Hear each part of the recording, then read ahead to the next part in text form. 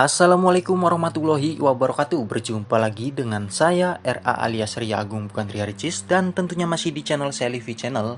Apa kabarnya Sobat Livi Channel? Semoga kabar kalian baik-baik saja ya. Oke, pada kesempatan kali ini saya kedapatan servisan handphone Oppo A37 ya, yang kasusnya adalah sensor jarak dekat tidak berfungsi ya. Nah, ini sensor jarak dekat tidak berfungsi ya.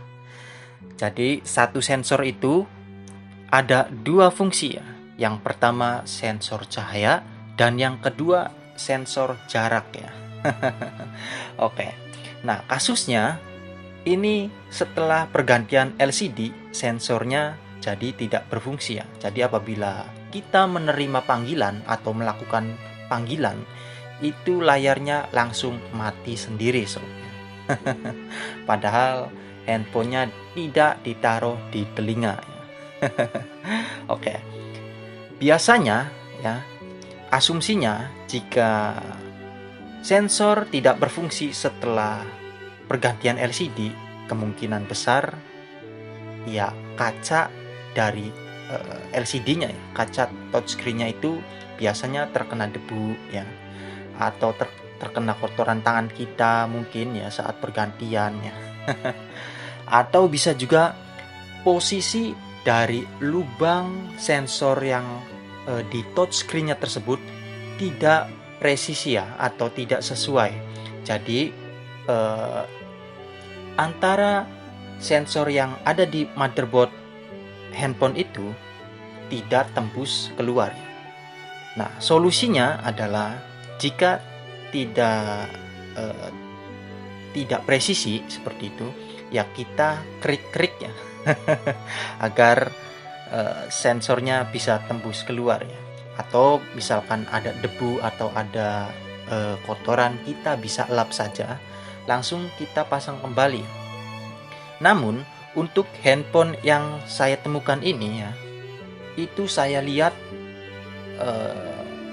lubang yang ada di touchscreen-nya itu, lubang dari sensornya itu tidak presisi ya. Jadi si sensornya itu terhalang oleh cat dari touchscreen tersebut ya.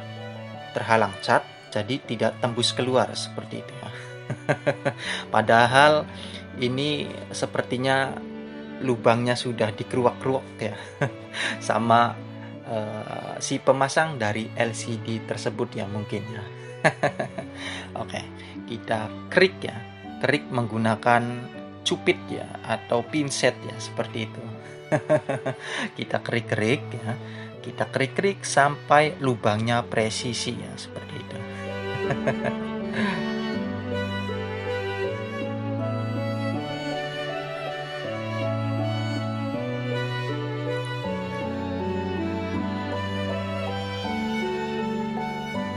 Setelah lubang sensor yang ada di touchscreen-nya sudah kita kerok-kerok ya. Sudah kita kerok-kerok menggunakan pinset atau benda lainnya ya. Ya kita langsung uji coba saja ya. Kita pasang mesinnya atau motherboardnya.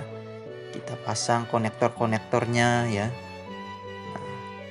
Lalu jika sudah dipasang ya jangan dulu pasang casingnya ya. Cukup pasang mesinnya saja dulu ya. Kita pasang kameranya, jangan lupa pasang baterainya ya. Nah, seperti ini ya. Oke.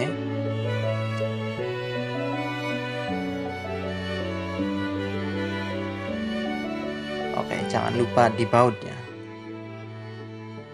Dibaut agar menyalakan handphone tersebut bisa lebih mudah ya. Karena jika tidak dibaut biasanya menyalakan handphonenya itu sangat susah ya, karena konektor tombol on off-nya tidak nyambung ya.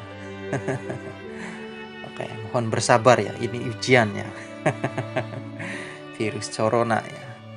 Comunitas rongdo mempesona ya. Jangan keras-keras sob ya. Oke, kita baut membaut ya. Lalu setelah itu kita pasang baterainya dan handphone sudah menyala ya. Setelah handphonenya menyala ya kita tunggu ya. Namun tampilan dari lubang sensornya itu sedikit berbeda ya. Tidak seperti buatan pabrik seperti itu ya. Nah ya, salahnya siapa ya? Ini salah pabrik yang buat touchscreen-nya ya sebenarnya. Oke, kita uji coba ya. Nah, ini kan berhasil sob ya. Ini kan berhasil. Kita cek sensornya menggunakan aplikasi sensor box ya. Dan sensor jarak dekatnya sudah sembuh ya. Oke, itulah tutorial dari saya ya. Semoga video tutorial ini bermanfaat untuk sobat Livi channel semua ya. Jika sudah ya, kita pasang casing belakangnya, setelah itu bikin nota ya. Oke, mungkin sampai di sini saja perjumpaan kita kali ini. Mohon maaf apabila ada kata-kata yang salah dari saya. Jangan lupa like dan subscribe channel saya, karena subscribe itu gratis, tis ya sob ya. Tidak dipungut biaya. Oke. Wassalamualaikum warahmatullahi wabarakatuh.